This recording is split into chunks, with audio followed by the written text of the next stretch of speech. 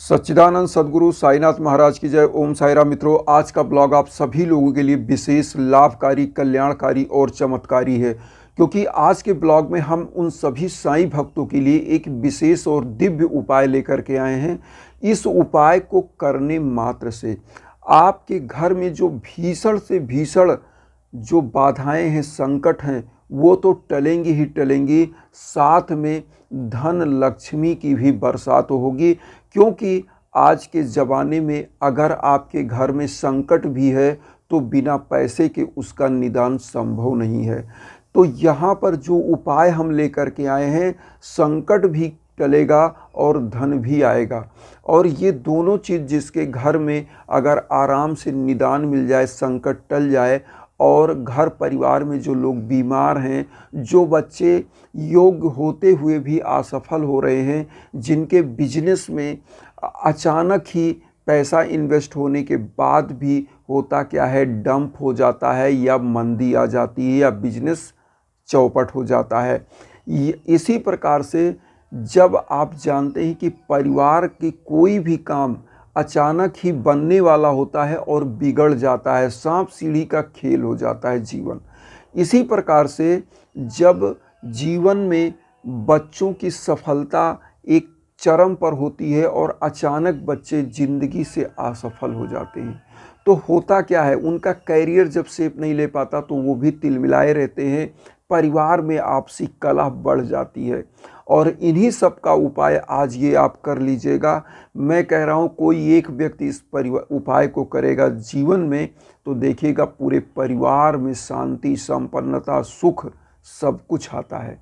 करना क्या है, सबसे पहले तो बृहस्पतिवार के दिन आपको इस उपाय को केवल और केवल एक बृहस्पतिवार करना है। ओनली वन थर्सडे इस उपाय को करना है, केवल एक बृहस्पतिवार करिए।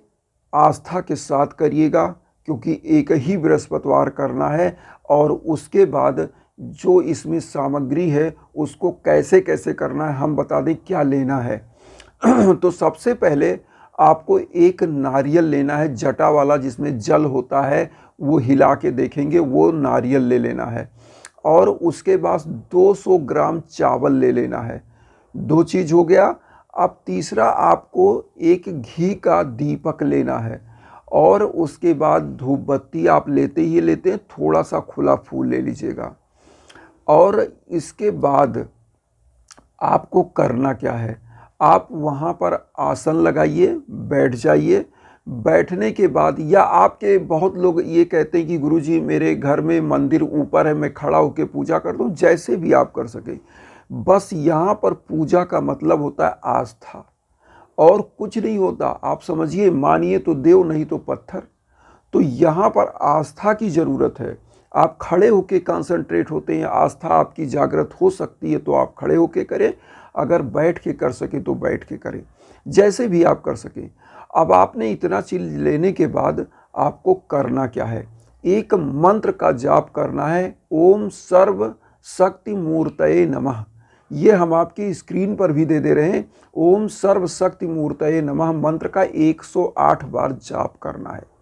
और ये जाप करने के बाद आपको करना क्या है, जो आपने नारियल लिया है, इस नारियल पर ये हल्दी ले लीजिएगा, थोड़ी सी हल्दी, और स्वास्तिक का चिन्ह बना लीजिएगा, स्वास्तिक का निशान। हल्दी से, वो दिखे या ना दिखे आप कोशिश ना करिएगा, बस उसको बना दीजिएगा हल्दी लगा के। बस आप स्वास्तिक का निशान बनाइए और दोनों हाथों में ऐसे नारियल को ले लीजिए।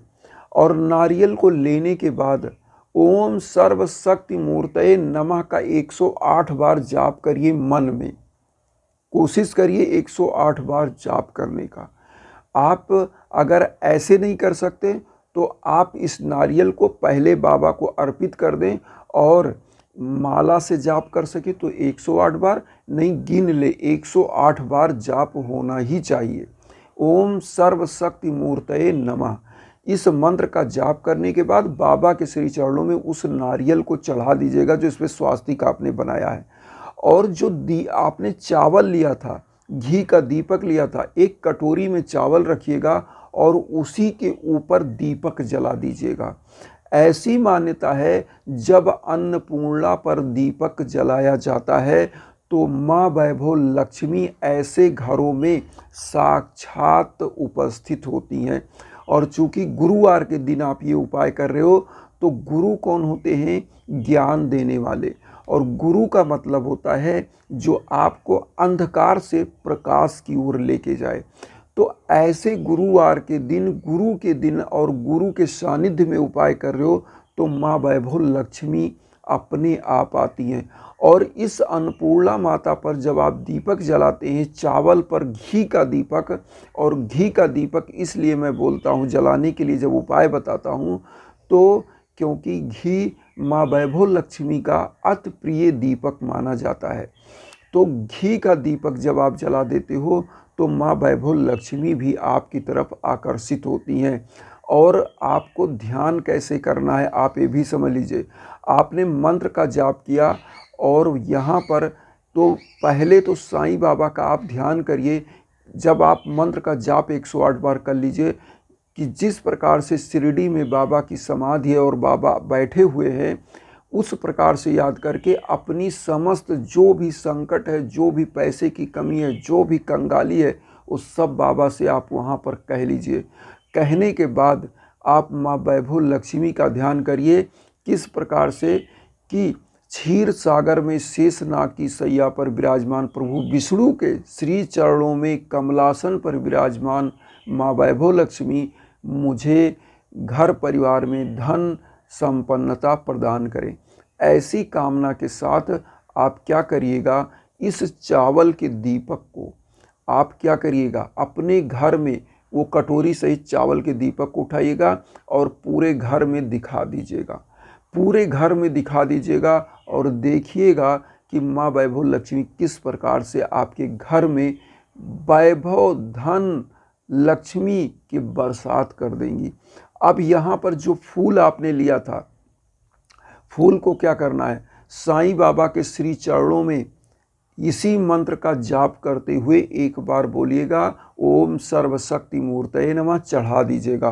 अब यहाँ पर एक चीज़ आपको मैं ध्यान से बता रहा हूँ, जो फूल आप चढ़ा दीजिएगा, ये शाम को क्या करिएगा, इस फूल को कि अपने घर के जहाँ भी आपका गेट है, गेट के ऐसे जगहों पर फेंकिएगा इस फूल को कि जहाँ से आपके घर की एंट्री हो।